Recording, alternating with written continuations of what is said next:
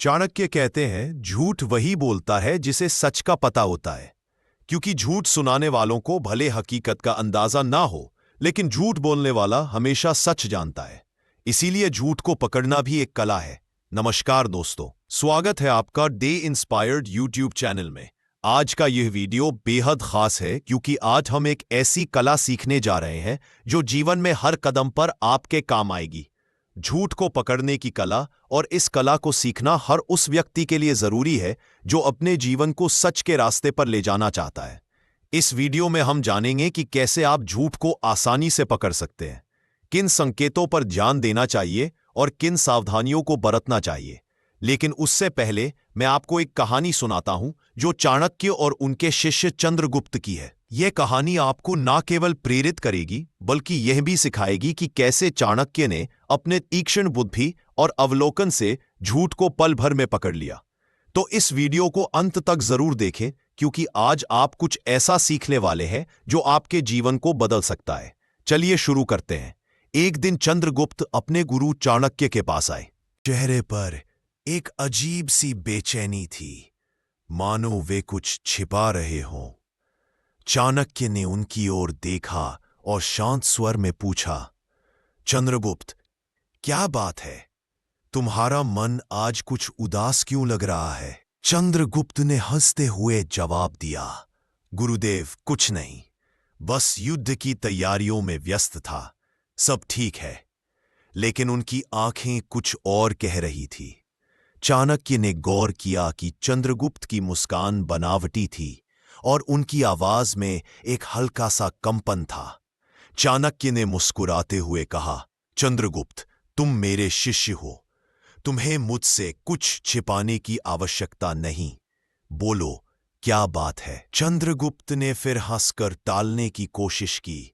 गुरुदेव, आप भी ना हर बार मेरे मन की बात पढ़ लेते हैं। सच में कुछ नहीं हुआ। लेकिन चाणक्य को समझने में देर नहीं लगी।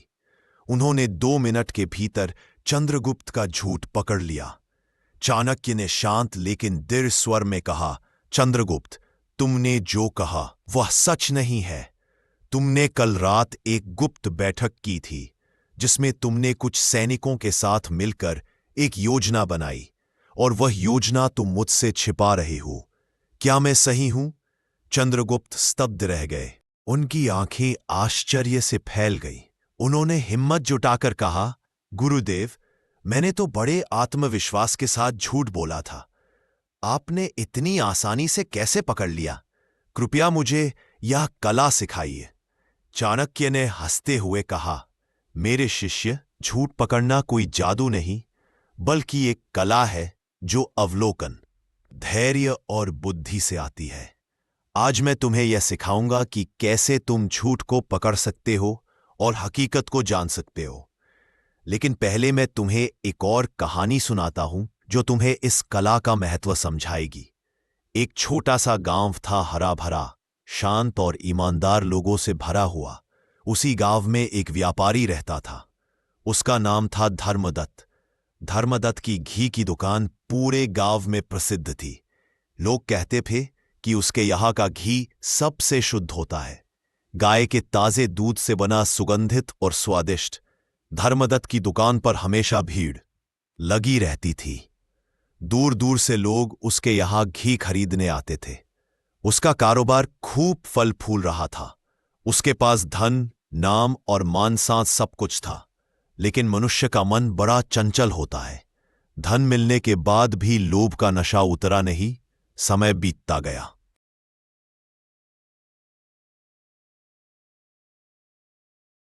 धीरे धीरे धर्मदत्त के मन में लोभ जाग उठा। उसे लगने लगा कि यदि वह घी में थोड़ा सस्ता तेल मिलाए तो उसे अधिक मुनाफा होगा। उसकी दुकान तो वैसे भी प्रसिद्ध थी, कोई शक नहीं करेगा। पहली बार उसने बहुत डरते डरते यह काम किया। उसे उम्मीद नहीं थी कि लोग इस बात को समझ पाएंगे। लेकिन आश्चर्य, उस दिन भी उसकी सारी घी बिक गई। ना किसी ने घी की गंध पर शक किया, ना रंग पर। यह देखकर उसका विश्वास बढ़ गया। अब वह हर रोज घी में तेल मिलाने लगा। लागत घटी, मुनाफा बढ़ा। उसका वही खाता सोने जैसा चमक उठा। उसने नया मकान बनवाया, दुकान और भी बड़ी कर ली, गांव के मंदिर में दान देना शुरू कर दिया ताकि लोग उसे धर्मात्मा समझे। लेकिन एक बात उसने नहीं समझी, सच्चाई कितनी भी छुपाई जाए एक दिन सामने आ ही जाती है। गांव के कुछ बुजुर्गों ने धीरे धीरे घी की गंध और स्वाद में फर्क महसूस किया। बच्चों को घी खाने के बाद पेट दर्द होने लगा। कुछ गृहिणियां बोली, पहले जैसा स्वाद नहीं रहा, लेकिन कोई साहस कर उसकी शिकायत करने ना गया, क्योंकि धर्मदत्त अब बड़ा आदमी बन गया था। पर गांव में एक साधु आया। वह दूर दूर से यात्राएं करता था।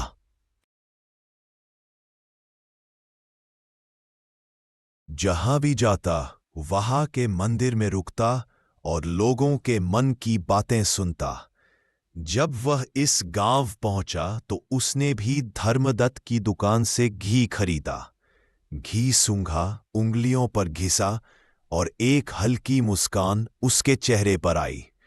साधु ने गांव के लोगों को बुलाया और पूछा, क्यों भाई, क्या तुम्हें नहीं लगता कि इस घी में कुछ गड़बड़ है? लोग चुप रहे, डर के मारे कुछ कह ना सके। साधु मुस्कुराया और बोला, ठीक है, कल सुबह गांव के मंदिर में सब इकट्ठे हो जाना, वहां इसका सच सामने लाऊंगा। अगले दिन सुबह पूरा गांव मंदिर में इकट्ठा हुआ। साधु ने धर्मदत्त को भी बुलाया। सबकी आंखें उस पर टिकी थी। साधु ने एक कटोरी में घी लिया, उसमें थोड़ी रुई डाली और दीपक बनाया। जब घी के दीपक को जलाया गया तो उसमें से काली धुआं निकली और बदबू भी आई। सब लोग हैरान रह गए। देखो, साधु बोला, शुद्ध घी कभी इस तरह नहीं जलता, इसमें जरूर मिलावट है। धर्मदत्त का चेहरा पीला पड़ गया।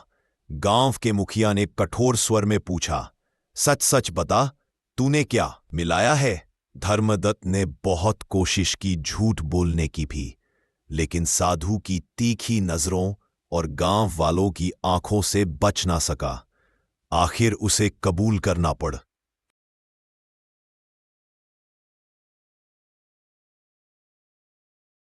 मैंने घी में सस्ता तेल मिलाया है। गांव में सन्नाटा छा गया। जिन लोगों ने सालों से उस पर भरोसा किया था, वे शर्मिंदा महसूस करने लगे। धर्मदत्त रो पड़ा। उसने कहा, मैंने लालच में आकर यह पाप किया, मुझे क्षमा करो। साधु ने शांत स्वर में कहा, देखो भाई, धन कमाना बुरा नहीं है, पर बेईमानी से कमाया गया धन कभी सुख नहीं देता। तूने जो भी दान मंदिर को दिया वह व्यर्थ गया, क्योंकि उसका मूल पाप से भरा था। धर्मदत्त ने सबके सामने वचन दिया, आज से मैं कभी मिलावट नहीं करूंगा। गांव वालों ने भी उसे एक मौका देने का निश्चय किया, लेकिन साथ ही ठान लिया कि अब वे हर वस्तु सावधानी से खरीदेंगे। चंद्रगुप्त, इस कहानी से तुम्हें क्या सीख मिली? सबसे बड़ी सीख यह है कि मनुष्य चाहे कितना भी चालाक हो, सच्चाई को छिपा नहीं सकता। झूठ का पर्दा एक दिन हट ही जाता है। दूसरा, व्यापार में ईमानदारी सबसे बड़ा धन है। जिसने इस सत्य को पकड़ लिया वही सच्चा व्यापारी बनता है। इस कहानी का तीसरा पहलू भी है लोगों की आंखें। यदि एक भी व्यक्ति सजग हो जाए तो वह पूरे गांव की आंखें खोल सकता है, जैसे उस साधु ने किया। इसका अर्थ है कि जब समाज की आंखें बंद हो जाती है तो बेईमान लोग पनपते हैं, पर जब जागरूकता आ जाती है तो बेईमानी का अंत हो जाता है। और चंद्रगुप्त, इस साधु ने सिर्फ व्यापारी को नहीं सुधारा, पूरे गांव को सिखाया कि आंखें बंद करने से सच्चाई नहीं छुपती। यदि गांव वाले शुरू में ही सच को पहचान लेते तो घी मिलावट से बच्चों को कष्ट ना होता। इसलिए राज्य चलाते समय या किसी भी पद पर रहते हुए तुम्हें भी सजग रहना होगा। जब कोई दरबारी तुम्हें चापलूसी करे तो उसकी बातों के पीछे छुपे इरादों को देखना दे, तो उसके मन की सच्चाई को पकड़ना। हर शब्द, हर व्यवहार, हर मुस्कान के पीछे का सच समझना। याद रखना, जो व्यापारी लोभ में पड़ा वह अपनी प्रतिष्ठा खो बैठा। आज भी गांव वाले उसे शक की नजर से देखते हैं। मनुष्य के जीवन में एक बार भरोसा टूट जाए तो दोबारा वह पहले जैसा नहीं बनता। चंद्रगुप्त ने सिर झुकाकर कहा, आचार्य, मैं समझ गया। मैं राज्य में और जीवन में सच्चाई को ही सबसे बड़ा धर्म मानूंगा।